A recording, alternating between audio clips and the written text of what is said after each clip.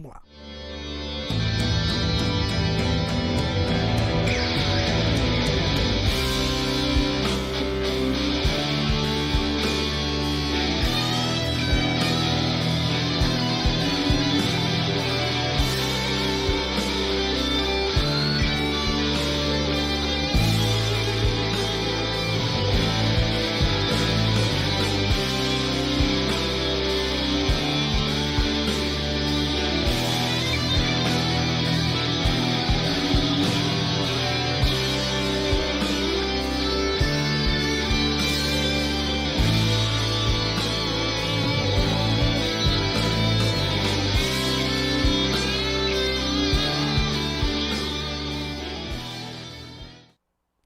É isso aí, moçada. Então, ó, hoje a gente vai começar aí na aula da cinemática, né? Que é uma parte ou um dos campos do estudo da mecânica clássica. A gente tem que fazer algumas diferenciações no decorrer do processo. Existe a mecânica clássica e a mecânica quântica. Não é tema dessa aula, obviamente, mas a mecânica clássica ela trata de umas coisas que são mais comuns ao nosso cotidiano, por isso ainda são válidas, tá legal? E aí, então, a gente vai começar aí falando, né, que a gente vai estudar a cinemática escalar. Lembrando que a cinemática escalar, ela está dentro, como eu disse, da dinâmica, da mecânica, e que ela é subdividida em cinemática, em dinâmica e estática, tá legal? E isso aqui eu pretendo conversar com vocês o mais rápido possível, para a gente poder partir da utilização disso aqui em outros conteúdos da própria física. Tá bacana? Então vamos lá. Seguindo, então, a gente vai falar sobre a cinemática escalar.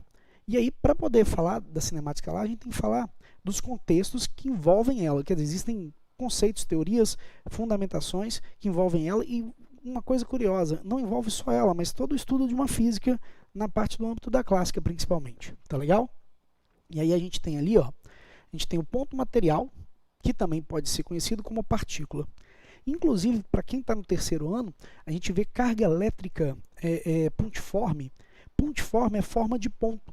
Logo, partícula, forma de ponto. Também tem uma relação aí, tá legal? Então a gente vai ver a diferença entre ponto material, ou partícula, né? E no caso, o outro cara que a gente chama de corpo extenso. Fundamentalmente é o seguinte, a gente classifica os caras ou sendo um ou sendo outro, se a gente observar o fenômeno que está acontecendo em relação ao processo, quer dizer, o corpo em relação ao fenômeno. Vamos dar uma olhada, olha só. Aqui eu tenho uma pessoa, imagina essa pessoa aí meio de ladinho, andando, atravessando a ponte. Tem até uma setinha aqui, ó. Então ela está atravessando uma ponte, certo?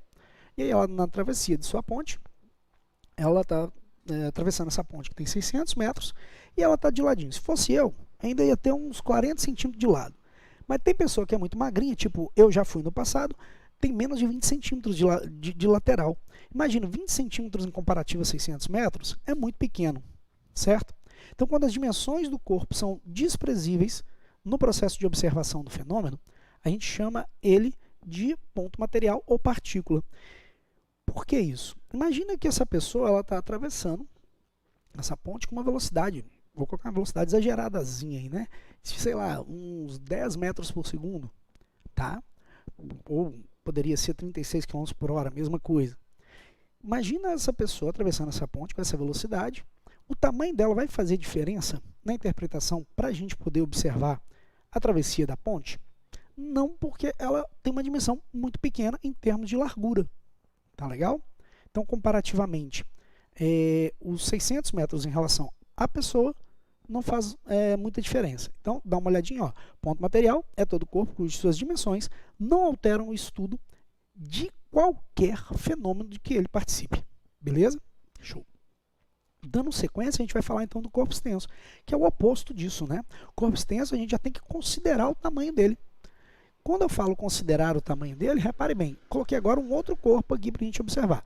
No anterior, a gente colocou uma pessoa, mas nesse não, a gente colocou um trem.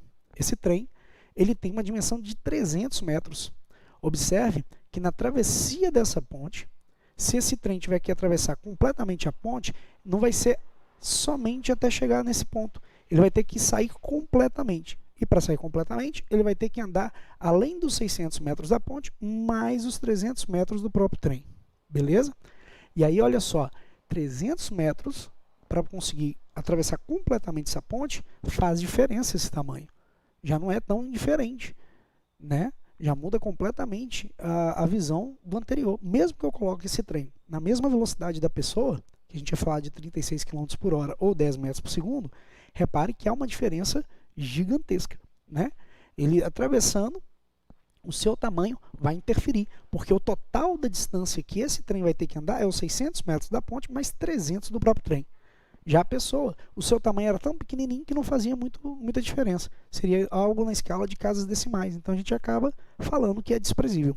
Tá legal? Então, neste caso, no nosso corpo extenso, a gente tem que é o quê? É todo o corpo cujas dimensões alteram o estudo de qualquer fenômeno de que ele participe. Tá legal? Então vamos seguir. Aí a gente falou então dos personagens desse movimento. Agora a gente vai falar onde está acontecendo esse movimento. E para isso acontecer, quer dizer, olha, para determinar o movimento, a gente vai ter que entender o que é referencial. Referencial, ele vai determinar para a gente se há um movimento ou não de qualquer partícula ou de qualquer corpo extenso. Beleza? Nesse caso, o referencial é sempre um sistema de referências adotado. Dentro de um contexto geral, o referencial pode ser qualquer coisa que a gente adote, tá? Mas vale a pena dizer nesse momento que o referencial dentro dos exercícios de física ou é o que o próprio exercício adotar ou o que você passar a adotar, beleza? Então vamos dar uma olhadinha, olha só. Dentro dessa ideia, vamos imaginar esse contexto, olha só. Eu tenho um ônibus, aí as pessoas dentro do ônibus. Eu tenho aquele pontinho de ônibus ali, não é isso? Eu tenho as pessoas no ponto esperando e eu tenho o táxi, ok? Quando eu observo isso, movimento e repouso são conceitos relativos, quer dizer, depende sempre de um referencial que se adota. Nesse caso, vamos colocar que o referencial seja uma pessoa aqui no ponto, ok?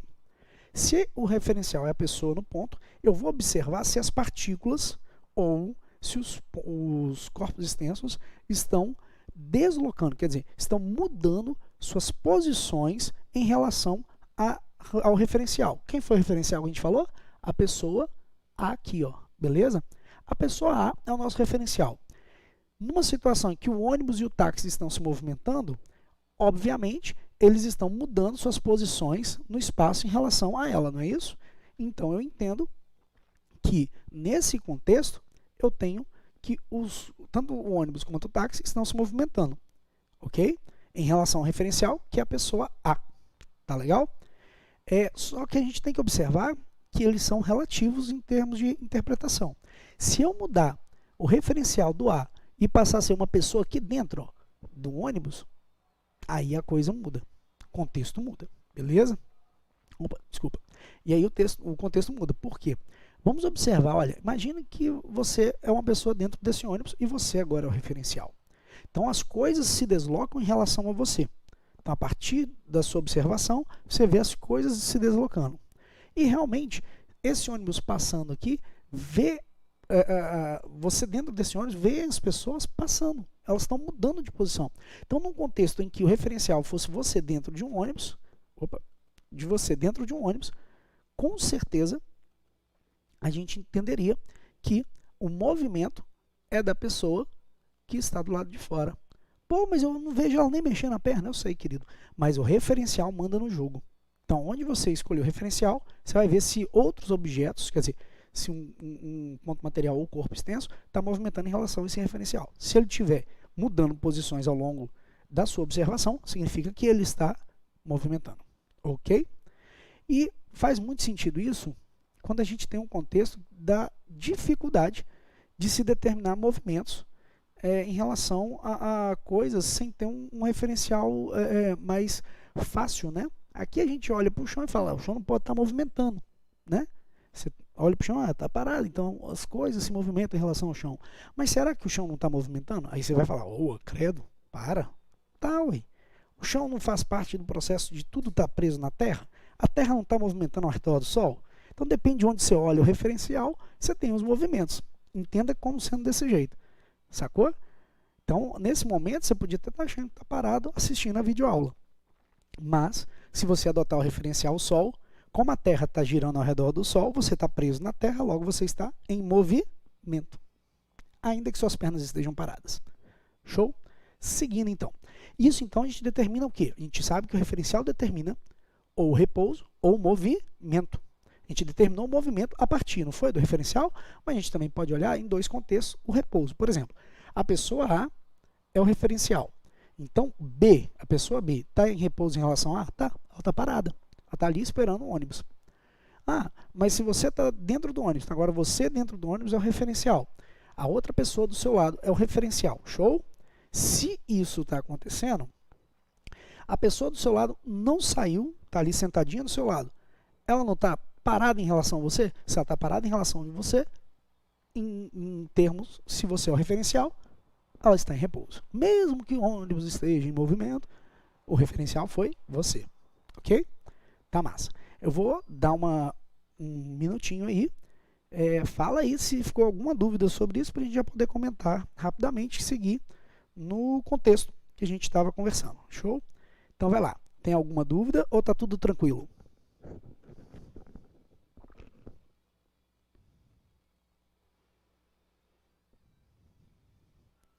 Camille, respondendo a sua pergunta, sim, a aula vai ficar salva. Tá legal? Tranquilo mesmo. Uai, Maria. Obrigado. Tá profissional? A gente vai tentando fazer os negócios meio direitinho, né? Eu tô fuçando para ver como funciona esse trem e aprendendo. Beleza. Ficou tranquilo? Deu para entender? Então vou seguir o barco. Combinado? Se tiver dúvidas, depois no final também, deixa anotadinho aí e eu tiro a dúvida. Tá bom? Posso seguir então. Vamos lá. Dentro desse contexto que a gente estava conversando, então a gente vai seguir assim. Seguindo então, ó, agora a gente entendeu o contexto de movimento e repouso. Isso significa, então, isso, a gente vai seguir agora a ideia do que é trajetória. Por entendimento básico, trajetória é a união de todas as posições que um corpo ocupa no deslocamento. Ah, professor, que lindo, hein? Filosófico, poético, científico. Tudo numa coisa só. Eu sei, meu filho. Mas você não entendeu bosta nenhuma, né? Então vamos conversar. Seguinte, imagina uma trajetória. Ah, professor, não sei não. Imagina que você está indo, sei lá, da tua casa para a padaria comprar um pão. Você não vai fazer uma trajetória até chegar lá? Todas as posições que você ocupou até chegar lá, a gente chama de trajetória. E trajetória é diferente, na verdade, de um deslocamento completo. Tá legal? Mas a gente não vai entrar nesse contexto agora. Trajetória, então, ele é o quê? Todas as posições ocupadas por um deslocamento. Tá? Para você deslocar, você ocupa um monte de posições até chegar lá. Todas essas posições desenham uma trajetória. Todos esses pontos acabam desenhando uma curva, uma reta, ou coisa do tipo, e aí a gente considera a trajetória. Show? Ok. E aí vem o contexto. A trajetória depende de um referencial. A trajetória não é absoluta. Tá legal? Se ela não é absoluta, você tem que olhar para um referencial e ver o tipo de situação que está descrevendo. E aí a gente vai ver agora. Imagina esse contexto aqui, olha. Eu tenho um avião, o avião ele está se movimentando, e na medida que ele se movimenta, ele solta um objeto, né? Dependendo, podia ser uma bomba, alguma coisa assim, se fosse contexto de guerra. Mas não vou colocar esse negócio não, porque fica feio. Então vou colocar que ele soltou um objeto aqui. E ele, ó, repare o termo que eu estou usando. Não falei que ele lançou, que ele arremessou, ele falou soltou. Soltar é abandonar. Isso é um contexto muito importante para situações de movimento que a gente vai estudar mais para frente, tá? Então vamos lá, olha só. Aí então, olha, ele abandonou o objeto, certo? Continua movimentando, né? Porque o avião não fica parado no ar. Então, quando ele movimentou para frente, repare que a bolinha já começou a descer um certo tanto, mas está ainda na linha dela, tá vendo? A mesma coisa, o avião mais para frente, pum, já está mais lá para baixo. Ok. Depende de qual for o referencial, as coisas são completamente diferentes em termos de trajetória. Vamos dar uma olhada. Se você é uma pessoa que está na cabine do avião, você está vendo o objeto cair em linha reta. Perceba? Simultaneamente está fazendo um movimento para frente, você está vendo o objeto cair em linha reta. Mas se você é uma pessoa que está de repente lá no solo, certo? E nesse solo que você está aqui, ó, aqui embaixo, você está vendo o quê? Você está vendo a bolinha ao mesmo tempo que está caindo, está descendo, né? Está caindo, está descendo, ó, espertão, hein? tá, tá caindo, ela também está o quê? Indo para frente. Então ela está fazendo um desenho de uma trajetória que a gente chama de parábola. Ela está fazendo uma parábola ali, né? Beleza? Então essa meia parábola que ela faz descendo, a gente consegue observar que é uma trajetória diferente daquela primeira quando era o piloto do avião, que via descendo em linha reta. Ok? Então, trajetória tem diferença em relação ao referencial. Se o referencial fosse o piloto, estava caindo em linha reta. Se o referencial fosse uma pessoa no solo, ele via caindo como uma forma de parábola. Então, eu coloquei aqui um videozinho que eu até tirei do YouTube, tá? Para vocês poderem ter uma noção melhor. Vamos tentar rodar ele aí, pode ser que ele dê um bug aí, mas eu vou tentar. Então, vamos ver.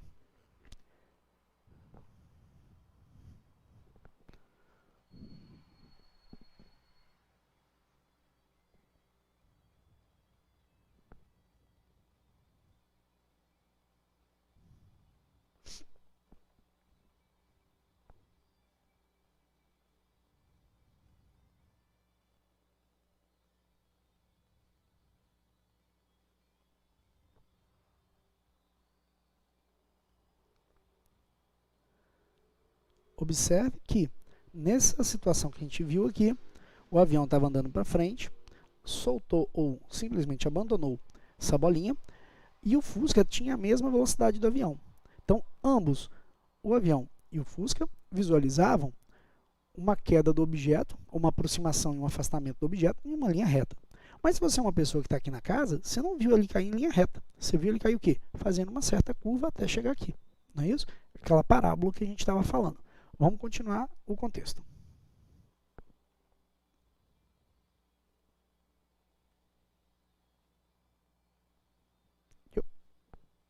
Deixa eu ver aqui.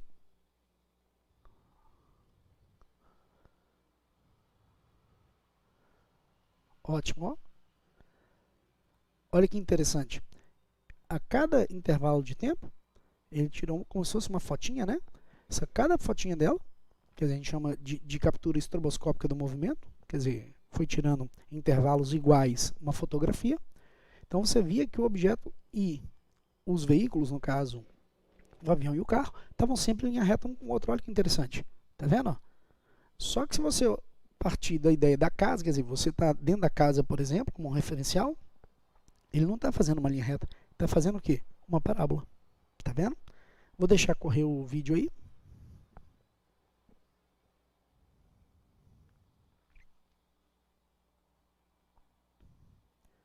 Então, se a casa for referencial, que tipo a gente está fazendo? Um arco de parábola.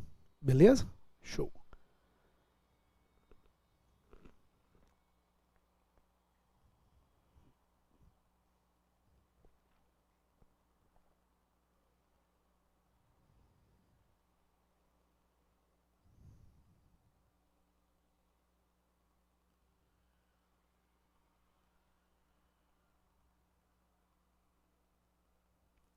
O carro referencial. Ele descreveu uma reta, né? Repara que se ele descreveu uma reta, significa então que mudou em relação ao referencial anterior. Tá massa? O que a gente vai fazer agora? Eu vou primeiro agradecer a Física Interativa, porque eu catei esse vídeo deles, né? Esse pedacinho aí, essa animação, né?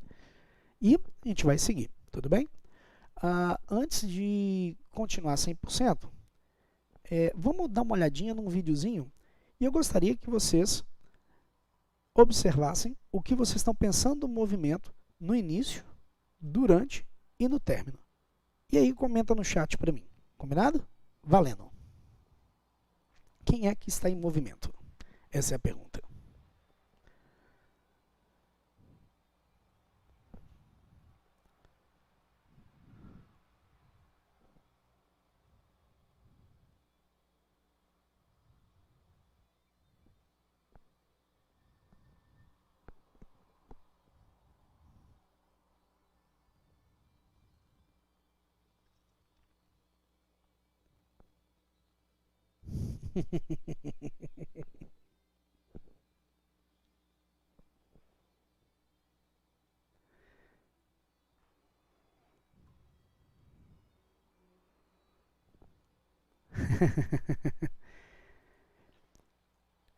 Uma pergunta.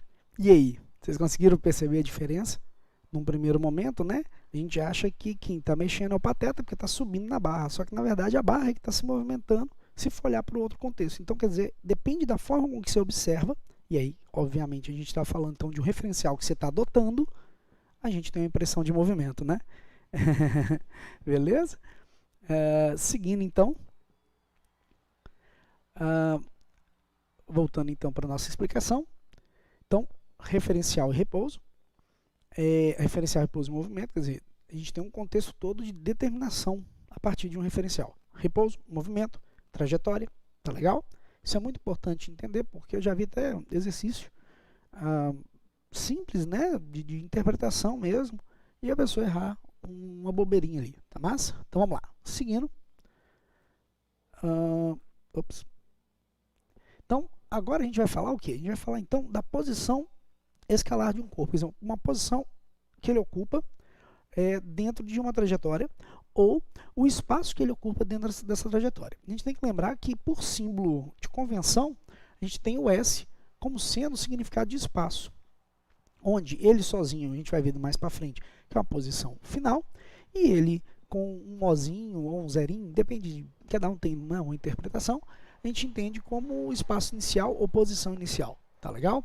Mas aí a gente vem a ideia o seguinte, o primeiro contexto é que a gente vai ter uma origem dos espaços. E para poder metrificar, quer dizer, para poder deixar claro as situações de medição, a gente vai colocar a origem dos espaços como sendo na reta dos reais o valor zero.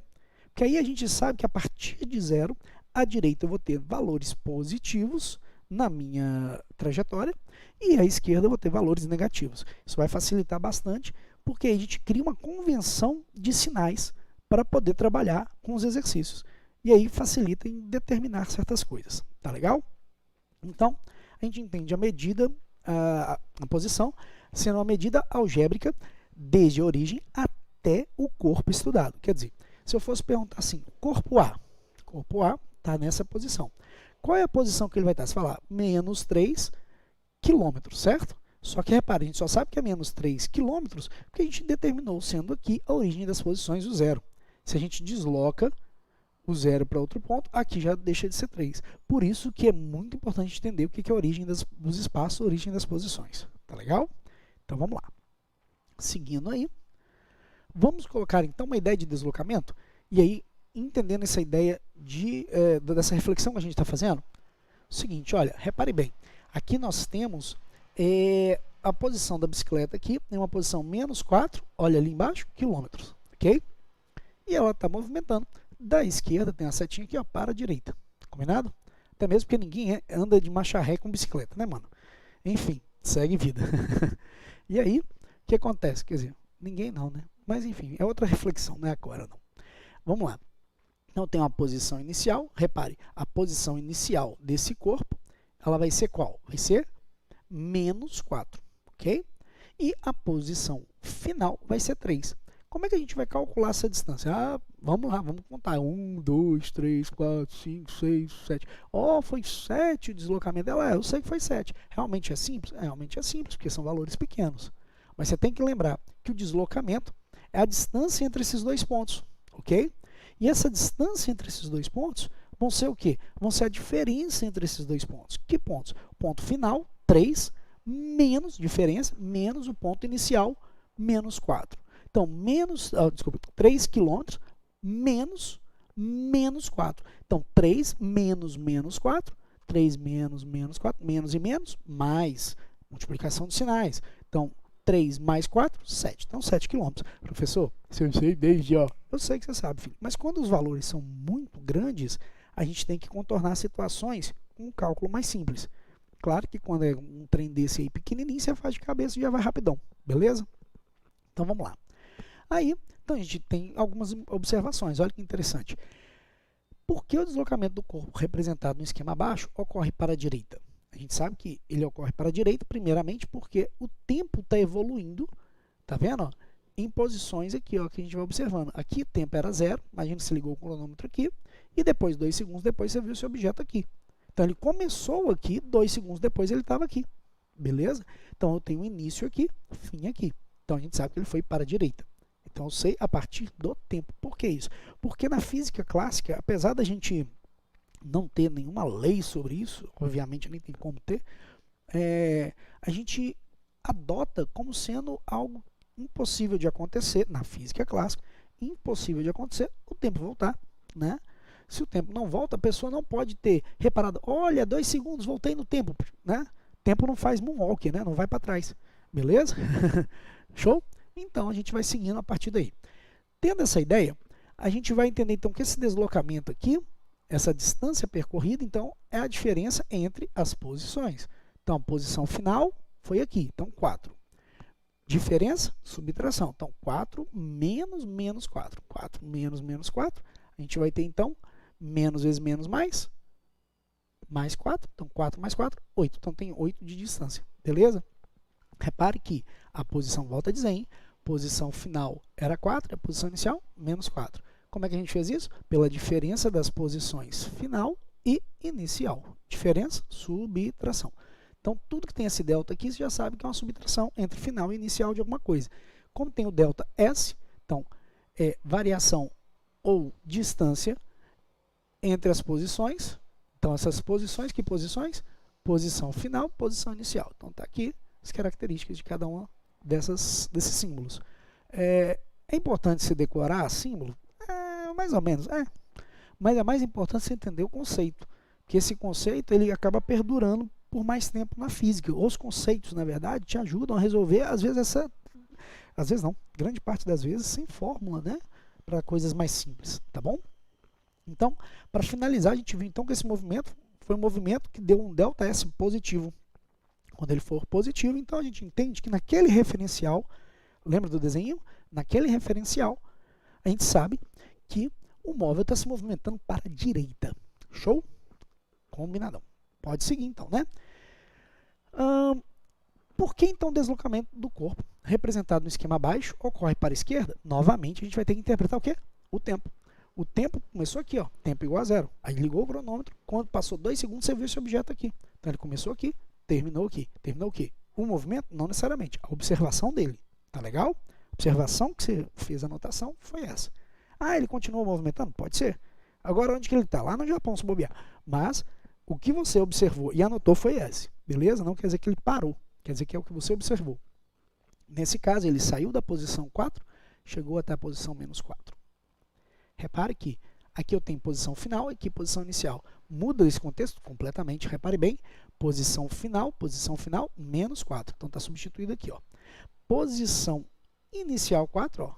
Então, a gente vai substituir aqui. Tem o quê? 4. Está ali, ó. Agora, olha, mais vezes menos, menos. Logo, menos 4, menos 8, né, cara? Esse cara tem um deslocamento negativo. Negativo significa que está indo para onde? Para a esquerda. Beleza? Onde? No nosso referencial daquela trajetória toda que a gente fez. Beleza? Então, quando for negativo, a gente sabe que o móvel se movimenta para a esquerda. Garantidamente, dentro daqueles referenciais que a gente adotou. Tá? E aí tem sempre um questionamento importante que a gente tem que deixar aí. Qual é esse questionamento importante?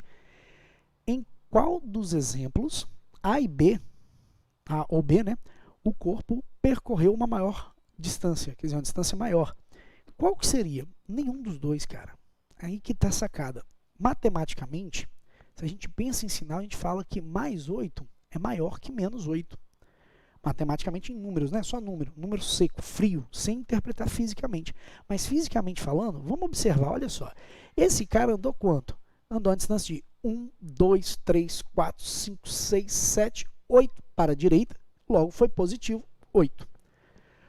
Já o outro andou 1, 2, 3, 4, 5, 6, 7, 8 para a esquerda. O sinal está indicando só o sentido em relação à trajetória. Repare bem. Logo, o tanto que eles andaram foi a mesma coisa. Eles andaram a mesma quantidade de distância. Tá legal? O que mudou foi só isso. A mesma quantidade de distância. O sinal está indicando o quê? Para onde ele está se movimentando em relação à trajetória. Se está indo para a direita ou está indo para a esquerda. Show? Ok. Seguindo, então, nossa compreensão. Antes de entrar na compreensão ou no entendimento de um movimento uniforme, eu vou rapidamente voltar aqui para a tela do chat e vou perguntar, ficou alguma dúvida sobre isso? Já dá para seguir? Fala aí para mim.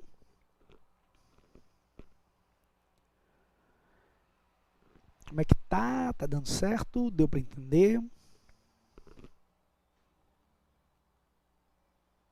Fico embolado nesse monte de fio aqui, né? Fio pra dedéu. Misturei um fone com... Enfim. E aí? Tá dando para entender legal? Já posso seguir então?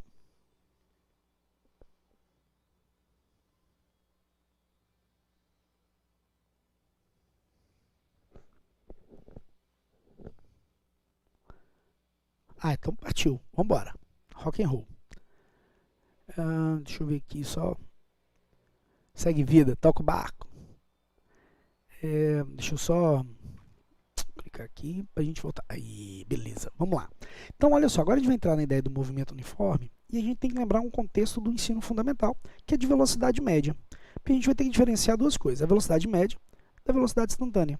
A velocidade média é diferente de uma velocidade instantânea, tá? Simbolicamente, às vezes elas parecem a mesma coisa, mas não são, tudo bem? Então a gente vai dar o contexto do que é cada uma e depois a gente vai entrar dentro das expressões. Então vamos lá. Seguindo a vida.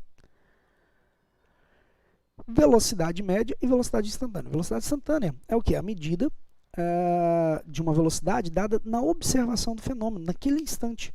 Você tem ali um velocímetro de um carro, por exemplo, ele está medindo uma velocidade instantânea, aquela que você está vendo no exato momento, né?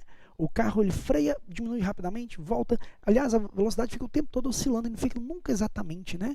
E quanto mais preciso for essa velocidade, mais oscilação ela vai ter. Tá legal? Quer dizer, cada consideração de casa decimal ali é que vai aumentar ou diminuir com mais dinâmica, né? Então, assim como o macarrão instantâneo é aquele feito na hora, a velocidade instantânea é aquela da hora também, naquele momento. Tá legal? Então, beleza. Show. Ficou diferenciado isso aí já, né? Se eu tenho uma velocidade constante de um carro, todas as velocidades dela também são instantâneas. Tudo bem? Ficou claro? Mas não quer dizer que em um movimento cotidiano do dia a dia, se você calcular a velocidade média, quer dizer que aquele movimento do dia a dia teve uma velocidade instantânea daquela. Não foi. Ele teve uma variação sempre, né? Imagina, por exemplo, eu consigo fazer uma interpretação, vamos supor, indo de Vitória para BH, Belo Horizonte, né? Ah, poxa, de repente se eu fizer com tantas horas e a distância tal, então eu vou ter uma velocidade média de 100 km por hora. Cara, ele ficou o tempo todo 100 km por hora? Não. Ele teve que diminuir em certos trechos, tinha umas retas, ele aumentou, entendeu? E todos esses momentos tiveram velocidades instantâneas diferentes, mas eu consigo determinar uma velocidade média. E aí, o que seria então essa velocidade média? A velocidade mínima, tá, que uma partícula tem que ter para exatamente percorrer uma distância em um determinado tempo. Tá legal? Então, a velocidade, velocidade o quê? É mínima que ele vai ter que ter para percorrer aquela distância proposta em aquele determinado tempo. Tá legal? Então, a velocidade média é uma, como eu vou dizer, é uma padronização de alguma coisa que a gente está fazendo ali em análise, tá? A gente não vai ter, vou melhorar. Rarissimamente a gente vai ter velocidade média de fato, quer dizer, uma velocidade constante de fato acontecendo sempre. Sempre não. A gente tem pequenas variações, mas acontece um movimento cujos pequenos trechos são de velocidades constantes, né? E aí, voltando então à velocidade média. Velocidade média, então, é aquela mínima velocidade para percorrer uma distância em um determinado tempo. E aí você entende o seguinte, que se ele tivesse velocidades instantâneas daquele valor da velocidade média, em todo momento, ele teria uma velocidade constante. Nossa, agora ficou muito louco, né? Mas enfim, beleza? Há uma diferença, então, entre velocidade instantânea e velocidade média, apesar delas se encontrarem em alguns contextos, tá bom? Seguindo aí. Então, olha, a velocidade média é simbolizada por Vm, tá? Isso é velho de guerra. ΔS a gente já conversou nos slides anteriores. É a distância percorrida, né? Ou a diferença entre as posições da partícula ou do corpo extenso numa trajetória. Eu esqueci de colocar corpo extenso ali. ΔT é a diferença de tempo. Lembrando, essa diferença de tempo é o tempo decorrido de um fenômeno, o tempo que passou de um fenômeno. Logo, a gente tem um tempo final inicial. Lembra? Variação sempre é final inicial de alguma coisa. No caso, se é variação do tempo, final do tempo, inicial do tempo. Beleza? Continuando a ideia, então a gente tem velocidade média, ΔS sobre ΔT. Quando você olha essa forma, você fala, nossa, que lindo. Ai, ui. Mas, cara, tem tanta coisa cabulosa com esse negócio também.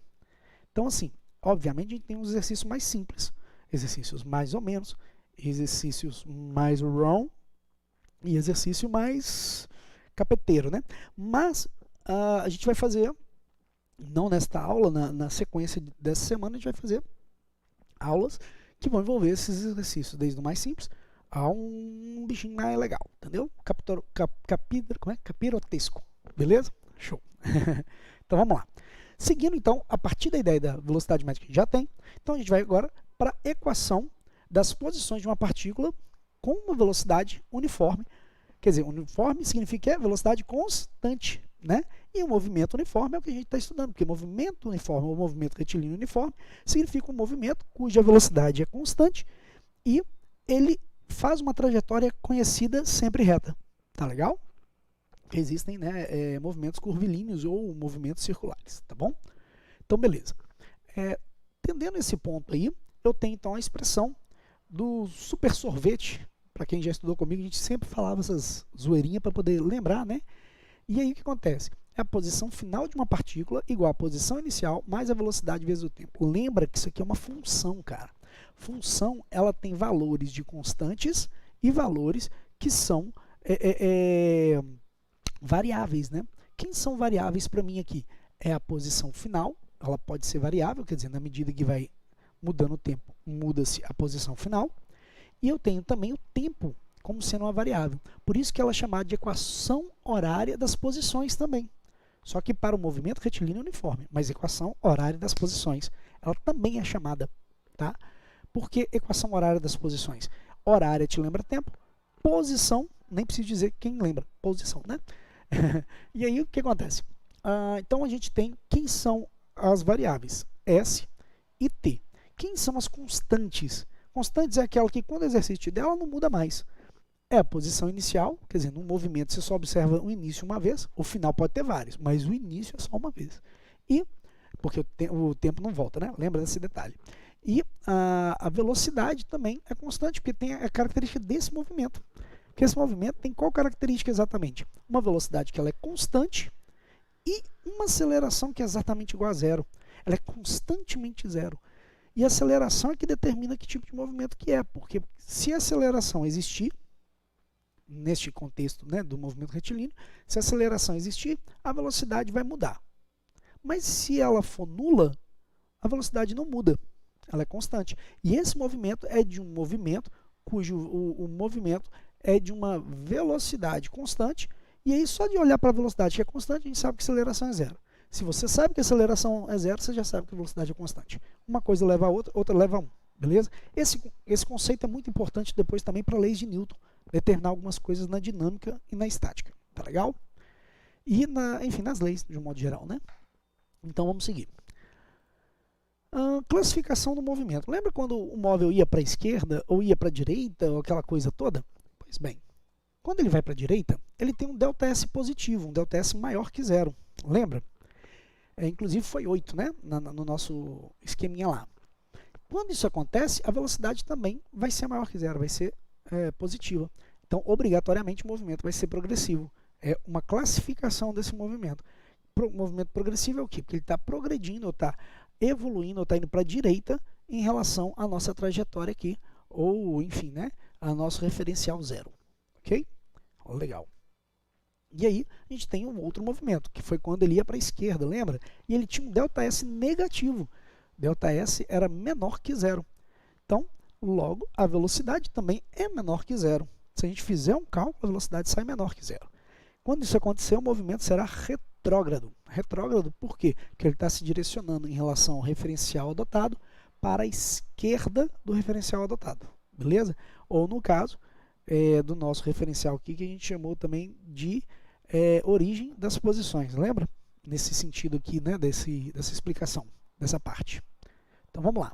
Seguindo aí, transformações de unidade de velocidade. A gente não pode esquecer isso. Aliás, quem tem problema com transformar unidades de medida, depois vocês me falem, me relatem melhor, que eu faço enfim, aquele lance de fazer alguns exercíciozinhos picados fora do contexto, videozinhos, né, picados fora do contexto para a gente poder deixar claras as coisas, tá bom? Mas aí deixa comentário aí, a gente vê direitinho. Seguindo aí, então, olha só, as transformações das unidades de medida de velocidade, e obviamente que eu estou lidando com o padrão do SI, que é metros por segundo, tá? Em relação a quilômetros por hora, que é o que a gente usa no Brasil com muita frequência, mas não são os únicos que existem, tá? Aliás, poderia ter um monte de coisa, tipo quilômetro por minuto, metros por hora, dá para ter um monte de coisa, só que eu não vou entrar nesse contexto, tá? Quem quiser depois também, deixa um comentário aí, eu faço um específico só para isso. Não é o que mais nós temos presente e aparecendo num contexto geral, né? Mas esse cara aqui, o quilômetro por hora e metro por segundo, já é mais comum. Então vamos lá, olha só. Ele surge dessa compreensão aqui. Não vou demonstrar agora, mas também pode estar num vídeo aí, se vocês quiserem mais para frente. Vamos seguir a ideia. Então, se eu vou de metros por segundo converter para quilômetros por hora, eu vou multiplicar por 3,6. É um padrãozinho aí que se coloca, mas na verdade é uma dedução matemática. Seguindo, se eu tenho quilômetros por hora e quero colocar para metros por segundo, então eu tenho que dividir por 3,6. Combinado? Então, metros por segundo para quilômetros por hora, multiplica. Quilômetros por hora para metros por segundo, divide. Então, um está multiplicando, você já sabe que o outro é dividindo. Combinado. E qual é o valor? 3,6 sempre. Isso para velocidade. Cuidado, hein? Não estou falando de deslocamento, não estou falando de tempo. Estou falando de velocidade, que é a razão entre o próprio deslocamento e o tempo. Tá bom? Show. E para fechar, eu vou colocar aqui uma ideia exemplificando legal, que é uma função horária das posições. A função horária, ela tem uma função. Ela tem a função de mostrar para a gente exatamente onde estaria um objeto, tá? Em qualquer instante de tempo. Então, esse videozinho aqui vai demonstrar isso. Que se eu tenho uma velocidade constante, eu sei onde estaria o objeto. Imagina o seguinte, eu tenho um objeto cuja velocidade é 5 metros por segundo. Quer dizer que eu sei o tanto que ele anda a cada segundo. Logo, eu consigo predizer onde ele estaria em 5 segundos, em 10 segundos e por aí vai. E aí, o que eu estou falando é isso, ó, que a função, essa funçãozinha aqui é importantíssima para certos contextos. E a gente vai usar para contextos mais simples, mas também vamos usar para contextos mais pesados, né? Mais complexos. Pesados não seria a melhor palavra. Complexos, beleza? Vamos lá então. Para fechar, a gente vai ver esse videozinho demonstrando esse movimento. Dá uma olhadinha.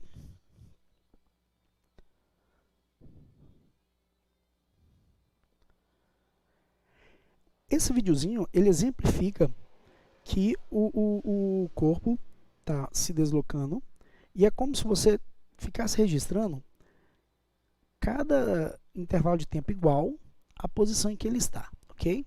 Qual é a característica então desse movimento? Repare que ele anda uma mesma quantidade de distância, olha, ele saiu do zero, está aqui quase 2, não vamos colocar 2, vamos colocar a frente dele que saiu do zero, ele chegou aqui ó, em 2, show? Então, em um intervalo de tempo, vamos supor 1 segundo, ele está na posição 2.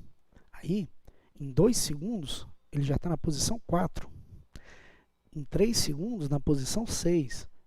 Enfim, em sequência, isso aí. Repare bem, a velocidade foi constante. Então, ele percorreu 2 metros a cada segundo. Ok? Então, ele saiu da posição 0. Se a gente olhar isso naquela ideia da função, a posição inicial dele era 0, certo? A velocidade a gente já determinou, 2 metros por segundo, que ele anda 2 metros para cada segundo, a gente colocaria aqui. Então, repare que eu consigo determinar, colocando o tempo, qualquer posição que ele esteja. Se aqui é 0 e aqui é 2, se eu falar assim, 4 segundos, ele vai estar onde? Então, 2 vezes 4 daria 8. Então, a posição seria 8. Se a posição seria 8, vamos dar uma olhada se seria mesmo? Ó, 1 segundo, 2 segundos, 3 segundos, 4 segundos, posição 8. Beleza? Então, confere que a ideia é que a função horária, se eu colocar as constantes, eu consigo determinar tanto tempo quanto a posição em qualquer momento desse fenômeno, enfim, da observação desse fenômeno. Tá massa? E aí, eu teria um simuladorzinho para rodar aqui, mas fica muito pesado. Meu computador não dá conta de fazer essa graça toda ao mesmo tempo, não. Transmitir, fazer tudo isso, não. Então, a gente vai deixar aqui encerrado a explicação de movimento retilíneo uniforme. E aí eu vou abrir agora para as perguntas, beleza? Então, me falem aí as perguntas para a gente poder trocar uma ideia e tirar as dúvidas. Vamos lá.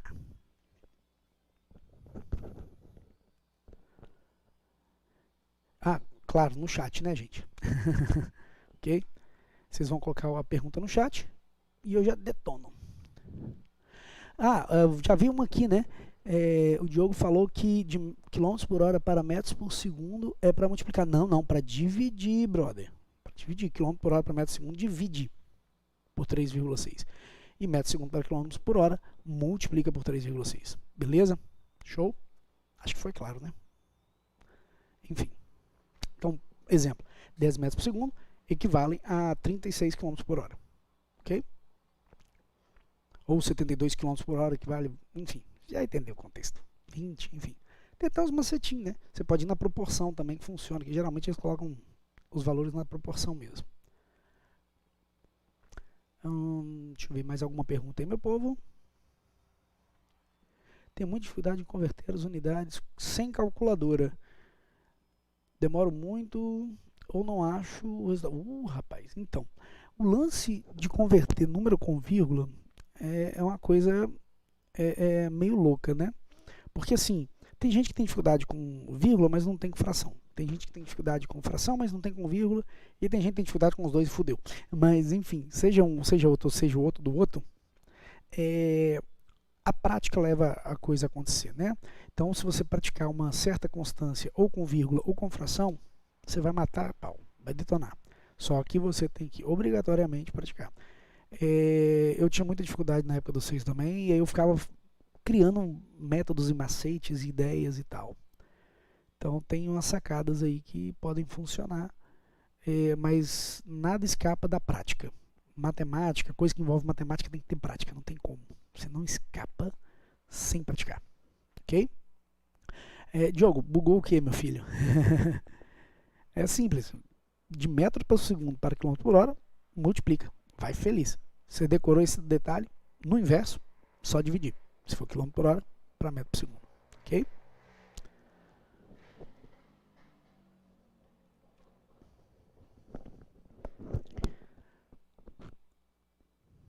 Mais alguma perguntona aí?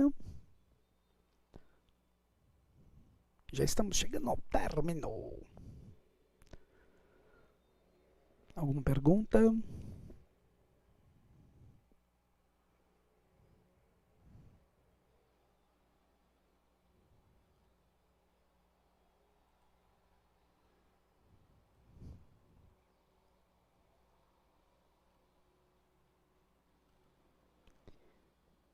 Vamos lá, perguntas, meu povo e minha pova.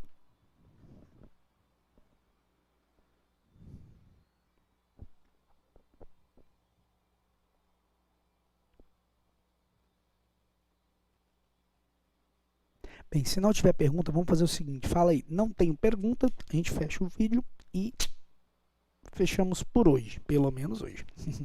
E aí amanhã eu já tento colocar atividades para vocês lá, se bobear até hoje ainda. Mas não garanto não, porque eu tenho uns esquemas aqui para fazer de escola, enfim. Mas e aí?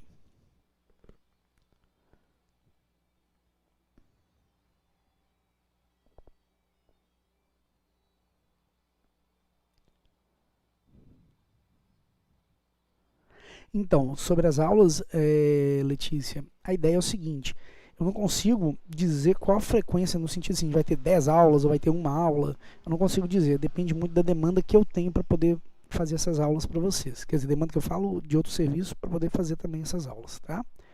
Mas essa semana eu vou tentar fazer umas 2 ou 3 lives de conteúdos alternados, tá?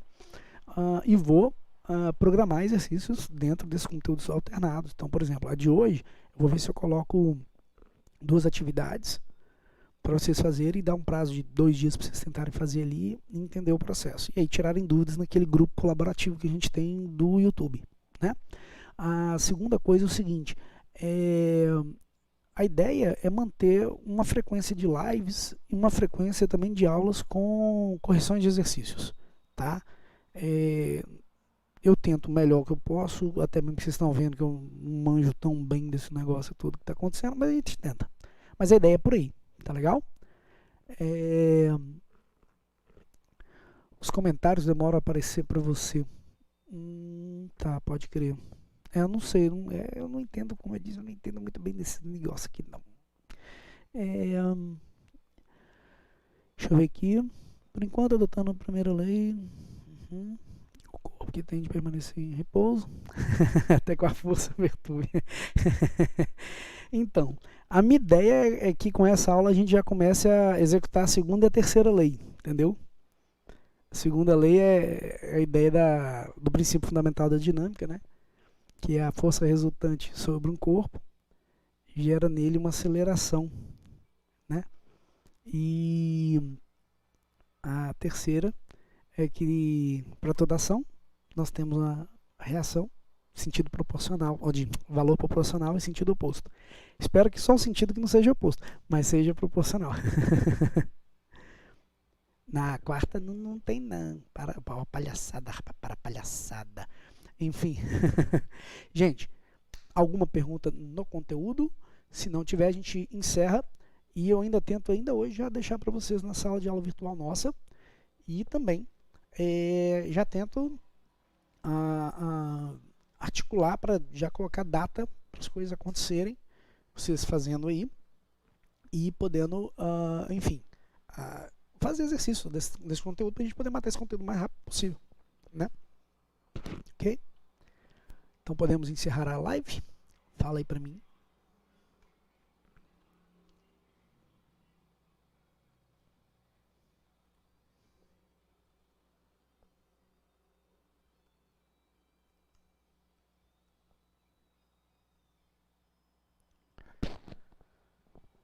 Eu sei que você tá com saudade das piadas internas, danado. Então tudo bem, gente. Ó, tudo de bom. Pega para reprisar essa videoaula se tiver alguma coisa a mais. E eu já vou deixar o mais breve possível exercícios para vocês, pra gente começar a fazer exercícios desse conteúdo, tá bom? Tudo de bom. É nóis, tamo junto. Au revoir, sayonara, arrivederci, enfim, essas coisas todas. Show? Abração, tudo de bom. Não sai do vídeo ainda não. Você tá louco? Então, se liga. Clique em se inscrever, clica no sininho para poder seguir em tempo real todas as informações. Não esqueça também de compartilhar esse vídeo para algum amigo que está precisando estudar aí e tudo mais. Na descrição do vídeo e também na capa do perfil nós temos os links para as redes sociais que nós temos, Instagram, Facebook, Twitter, enfim. E não esquece, quem puder, ajuda na vaquinha também para poder comprar melhores equipamentos e fazer melhores aulas. Tudo de bom, abração!